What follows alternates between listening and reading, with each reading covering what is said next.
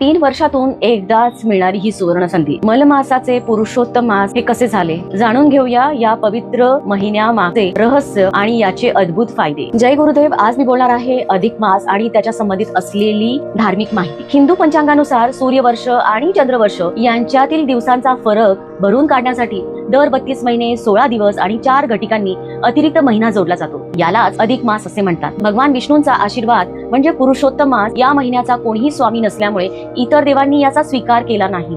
तेव्हा भगवान विष्णूने या महिन्याला स्वतःचे पुरुषोत्तम असे नाव दिले. त्यामुळे या महिन्यात केलेल्या उपासनेला श्री विष्णू अत्यंत प्रसन्न होतात.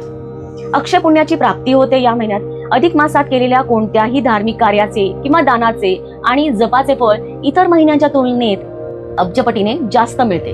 हा महिना आत्मशुद्धीचा काळ सुद्धा मानला जातो. हा महिना भौतिक सुखांपेक्षा अधिक आध्यात्मिक प्रगतीसाठी आणि मानसिक शांततेसाठी उत्तम हा मानला जातो. अधिक मासात काय करावे, या महिन्यात करायच्या मुख्य गोष्टी आणि विधी कशा. सर्वात प्रथम नामस्मरण आणि मंत्रजप.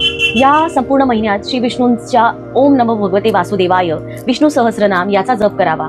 दुसरं म्हणजे 33 वस्तूंचे दान, अनारसे दान. अधिक महिन्यात 33 या संख्येला अत्यंत महत्व आहे. 33 अनारसे, 33 लाडू, 33 फळे तांब्याच्या पात्रात ठेवून ब्राह्मणाला किंवा गरजू व्यक्तीला हे दान केलं जातं. सर्वात सोपा आणि प्रभावी उपाय दररोज संध्याकाळी घराच्या मुख दारावर, देव्हारात आणि विशेषतः तुळशी जवळ गायीचा दिवा हा लावावा. यामुळे घरात लक्ष्मी ही स्थिर राहते. आता या महिन्यात वर्ज्य गोष्टी कोणत्या, म्हणजे काय करू नये. हा महिना ईश्वर भक्तीसाठीच असल्याने या महिन्यात लग्न कार्य, मुंज, गृहप्रवेश, नवीन वस्तू खरेदी, कोणतेही मांगलिक कार्य, शुभ कार्य केले जात नाही. केवळ नित्य आणि नैमित्तिक कर्मे हीच केली जातील.